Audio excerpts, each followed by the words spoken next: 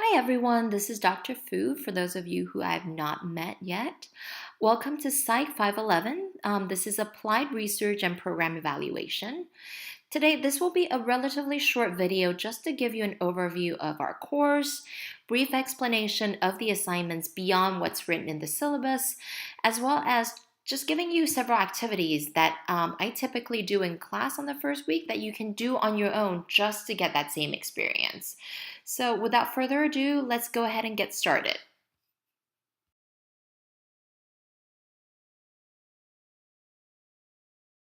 So before we begin, I want to say that for many students who have taken this class in the past, on the first day of class or even before that, when they think about the word research, it can be really intimidating and downright scary. So if you're experiencing some of that, I want to assure you that that's normal and that's not actually anything new. One thing a former student have said at the end of the semester is, and this is, I'm quoting her, when I realized I already do research in everyday life, it's not so scary anymore. And it's pretty exciting to be able to apply it to a professional setting, to be able to help clients, help myself. And for her, one of the turning points was during the first day of class, we were talking about ways that we already do research.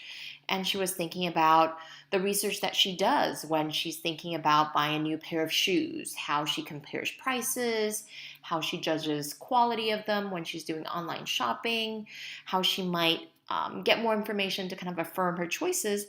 That's research. It doesn't have to be complicated. So hopefully this little spiel kind of helps you maybe reframe what research is and kind of your relationship with research, which is in all likelihood, you probably already do it. So this brings me to my next point. One of the first activities I typically do in class after introduction is I have the class list maybe 3 things that they already know and encourage them to think about how do they know it? Did they know it from a friend? Did they read it from a newspaper? Did they observe it from happening? So the question is, list the things that you already know. How do you know it? And more importantly, this is the part where hopefully this class will kind of help you. How do we know that we can trust the things that we know? So that could be a little bit of a tongue twister. So let me repeat that again. How do we know that we can trust the information and knowledge that we get? And once you start thinking, it's very much like this pie chart. You're gaining awareness of the things that you do know and you don't know. And this is often a good way of thinking about research. We're trying to find ways to affirm and support the things that we know. So gathering more research. In the case of that former student, she might have chosen a pair of shoes, but how would she know that this is the right pair of shoes for her? And you can see this applying in professional settings of being a counselor. If you're wanting to choose an intervention for a specific mental health disorder, how do you know that's the effective intervention to choose from? How do you know it'll be cost effective? How do you know it'll benefit the population that you're really trying to help?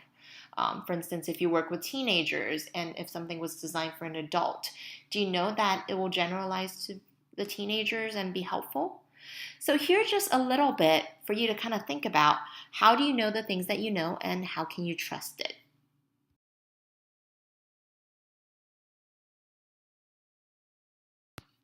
So, a more concise way to kind of think about research is gathering more information to make decisions, solve problems. Like the picture here, the doctors may think a certain label or diagnosis when he or she interacts with a patient or clients, in our case, when we think about counseling. But the truth might be what we see is not really what's going on. So it's really important a lot of times to make the right diagnosis, to have the right theory to support what we think. So this kind of challenges maybe the more is not the merrier all the time, but it's finding the right evidence to support the data that you see. So, in the next few weeks, we're going to go through some philosophical questions, particularly in Module 1. What do you know? How do you know it? How do we know if something is reliable or valid? So we can move forward and make the right decisions.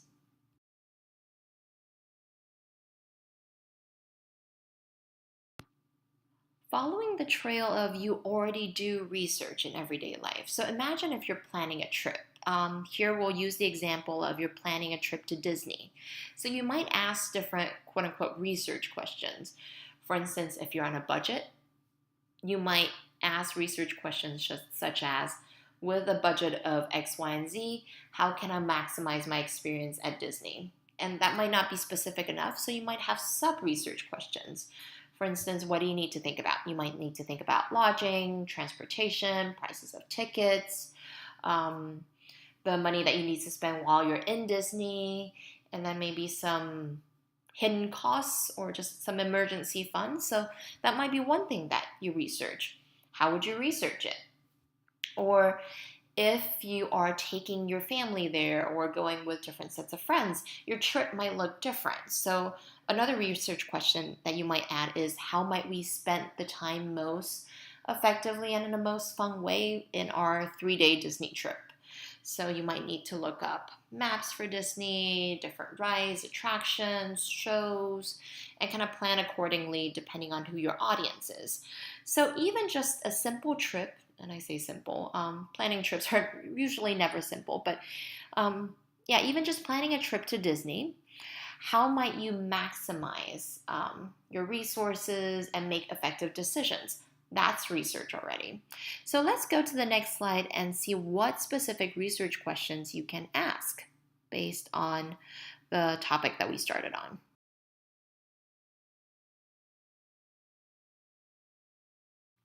So the first step to many research projects is to start with asking the right research question or questions. Then the next step would be, how will we collect data to answer those research questions? So if you're interested in how to maximize your budget, where would you go? Would you go online? And would you go on forums? Or would you go ask friends, interview them? Would you give them surveys? And I realize most people won't do that when they're planning a trip to Disney. But in reality, a lot of times if you're on social media or on the online, you'll see a lot of things that really mimics the process of a lot of researchers doing research, even when they're doing everyday research. So once you've kind of designed how you're going to collect data, what methodology would you use? So in this case, what they're referring to is what we just talked about. Are you more into numbers? Would you send out maybe a survey to the 10 friends that you know has been to Disney and say, what did you enjoy the most? And then list out different attractions, what was most helpful, and then just have them rate from 0 to 5 just to get a sense? Or would you opt for maybe interviews or open-ended questions, a telephone call? Maybe gathering data from what they've collected on their trips, like the maps or different informational brochures. All those could be part of your data collection. The next thing to kind of think about is, what are strengths and drawbacks of the way that you're conducting research? So when you're getting numbers from your friends, it seems like a good way of finding solid information. But how would you know that that information would apply to you, your specific research question, and the audience that you're trying to serve? So it might be your family, it might be a group of friends. And this relates to the next question of, what are some ethical and multicultural considerations?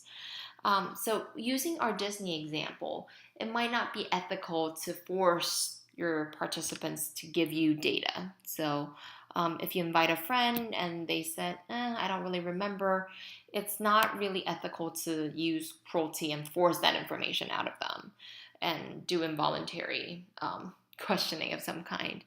Or some multicultural considerations. In the example that we gave in the previous slide, if you're going with your family versus going with friends, how might that experience be a little different? So if you're going with a group of adults, the rides that you can ride are probably different than if you're going with young toddlers. So how would you make sure the information that you're getting is going to fit the population that you're trying to help? And is there any other questions that you might want to ask in the future that you won't get to in this particular research?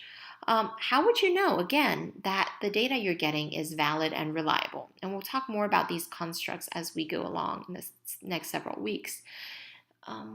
So this is kind of an overview of how really everyday research is a lot alike to doing clinical and applied research.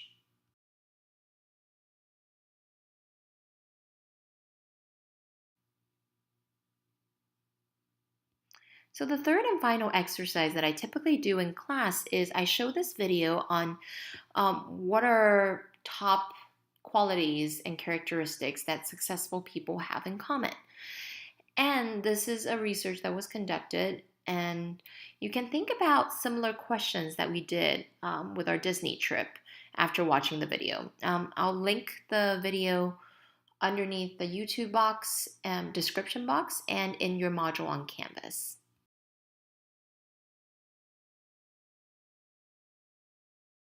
So after you watch the video, very similar to the Disney activity, start with asking yourself, what was the research question or questions?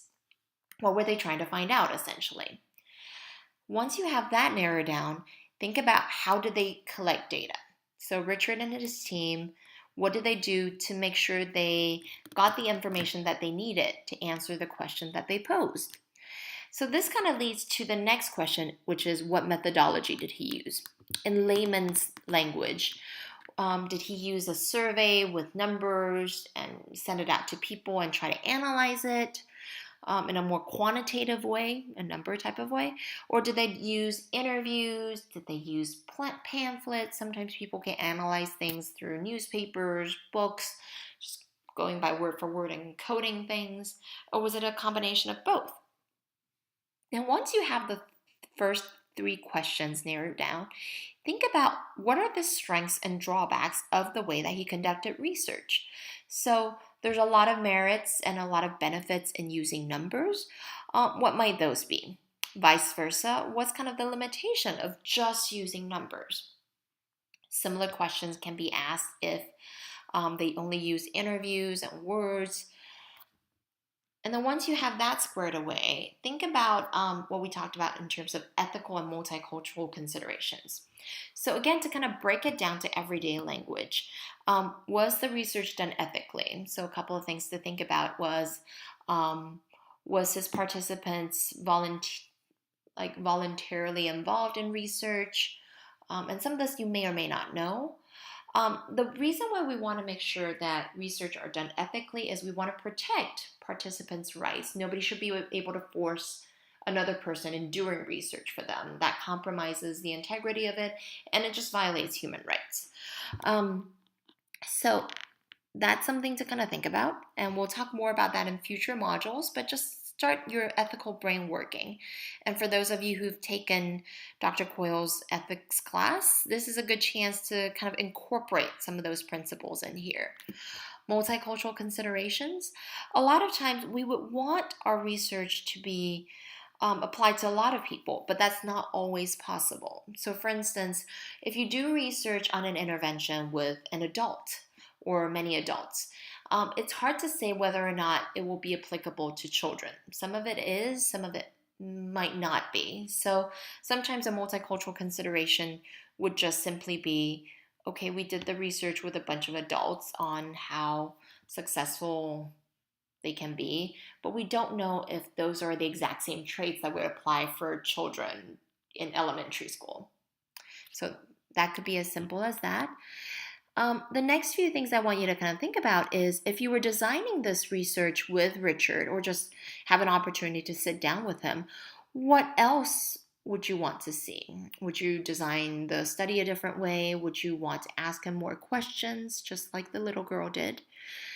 And it's always important to kind of think about, once we gather all this information, do we know that this is the valid or correct information? Are we really getting the information that we want?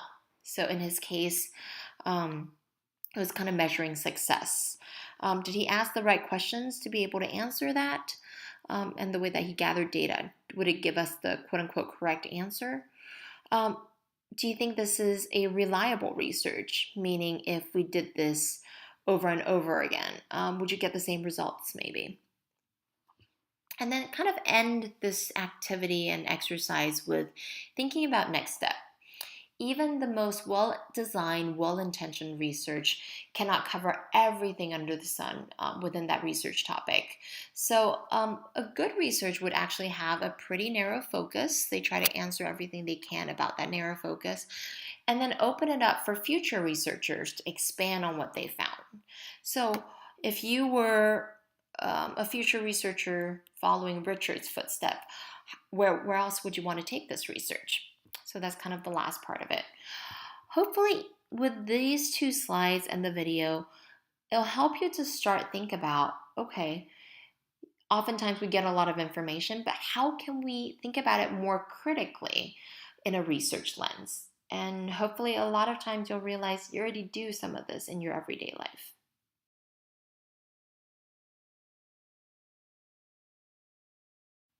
So next we're going to move on to course requirement. A good place to go would be either your syllabus view, which is where I got this course summary from. It gives you a list of all the due dates, all the assignments in chronological order.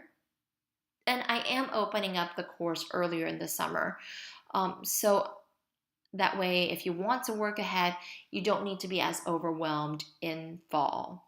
I know some of you are taking many classes, and I think for research class, particularly because there are so many mini exercises and you'll have to do a literature review, summer would actually be a great time for you to get started and get working. If you can get through the whole thing, it'll make your fall much, much lighter. And even if you couldn't, even just getting started would line up your load a little bit. So thinking about course requirement, the four components of it would be you will have two article critiques. One is quantitative, one is qualitative. Those are in kind of the middle of the semester. So those you would find a article. One is quantitative, one is qualitative. You would submit those articles and then you would write a critique of them. And then the rubrics and descriptions are all on Canvas. And as you kind of approach those deadlines, I'll send out more information to work with you. If it gets confusing, I'm happy to chat over the phone or over Skype, whatever works best for you. The next step or the next set of assignments would be something that I call the research literacy activity. Those are in quizzes form. So what you'll do is when each of those modules kind of come up, use the resources within the modules, try the research literacy activity. You'll get 2 attempts for each activity. They're in mostly multiple choice form or short fill-ins, essay type questions. So think about them as quizzes, but geared towards warming you up for those article critiques and your final literature review. And because this class is most likely going to be self-paced, each of you are going to work at a different pace. So I've canceled out the discussion boards and have you write 4 mini papers instead. So all of those are also linked in the modules. So the way to kind of navigate Canvas, particularly for this course, is if you have questions about the overall structure, the syllabus, the assignments, click on the syllabus navigation. Those would be your best friend. The other way to kind of think about this is go to calendar view. And because everything is still set for fall, you may not see it during your summer pop-up feed. What I would really encourage you to do is, because there's 8 modules, over the summer, there's about 8 weeks if you start on time. So if you do 1 module per week, you will most likely be done at the end of the summer. And even if you don't get done with the big assignments, you'll get most of this done if you kind of stay on track. And the last thing that you will do is submit 2 drafts of a literature review paper. So the way that I've kind of done this is we're going to do an initial draft that's due in mid-November, or at the beginning of November, rather. And then once you've submitted that draft, I will grade it, give you feedback, and you'll just incorporate some of those changes in your final draft. So hopefully everything will be done pretty early on. And if you did a really good job with your initial draft, the final draft would be an easy 25 points.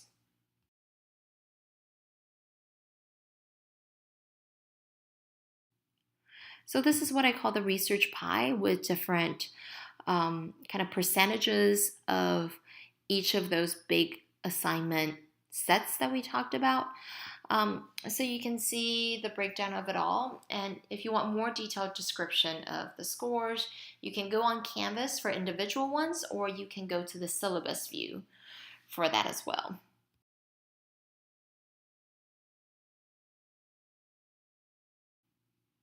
Finally, I want to end this video with what I call SMART goals. So for your first mini paper, you'll set some goals for yourself for this course, for the semester, and SMART goals refers to the set of acronyms which talks about your goals need to be specific and clear. What exactly should you do for the goals to be realized? So um, a specific goal would be complete all assignments within the next 8 weeks. That's pretty specific in terms of the starting point. How would you measure it? What does complete mean? So does it mean getting an 80 on all of them? How would you measure if you've reached that goal or not? Achievable. That's something that a lot of people fail to think about. A lot of times when you think about New Year resolutions, we aim high and we don't always follow through because they're not always achievable. For someone who might have work and another summer class and other responsibilities, maybe an 8-week completion of this course is not realistic. So for you, it might be, let me tackle the first 8 assignments within the first 8 weeks. And even though it'll make your fall a little bit heavier, but you'll be able to actually achieve your goals within the 8 weeks.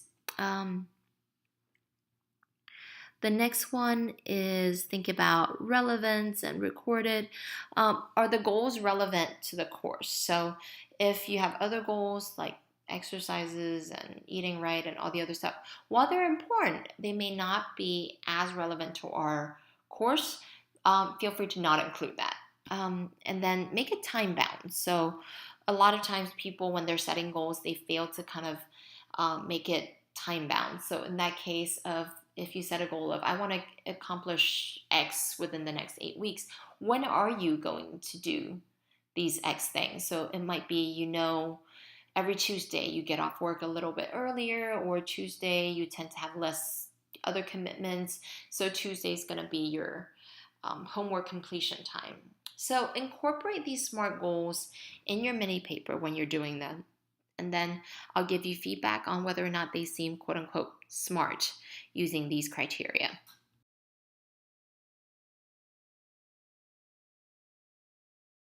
So I apologize, this video ran a little longer than I had anticipated originally, but hopefully with the 20 minutes, it gives you a good sense of different activities that we would have done if you were meeting in class, an overview of the course, different activities, and just a little bit of hopefully comfort and reassurance that this is not going to be as scary of a course that you may or may not have thought it was going to be. So please do not hesitate to contact me via Canvas message, email, or we can even set up a phone or a Skype appointment if you need to talk in person. Sometimes it's just more helpful to clear things out that way. I'm happy to do any of that, whatever feels more fitting for you and the questions that you might have. I really, really want to be here to facilitate a successful semester. So in your first kind of mini paper reflection, I'll also help you set a goal of your timeline of completion. So I know a lot of you were really wanting to get this course kind of over and done with, at least the majority of it in the summer, where things feel a little lighter when you're taking less classes. If that is your goal, I will make sure that I am there as much as you need and want me to be to help you be successful. Okay? And if that is not your goal, that is perfectly fine. This course was slated for fall semester, but just kind of keeping in mind the other classes and other responsibility. And this course might just be a little writing intensive, especially towards the end. So still plan for that. Okay, so this is me signing off. Again, please do not hesitate to let me know. I will talk to you soon. Take care.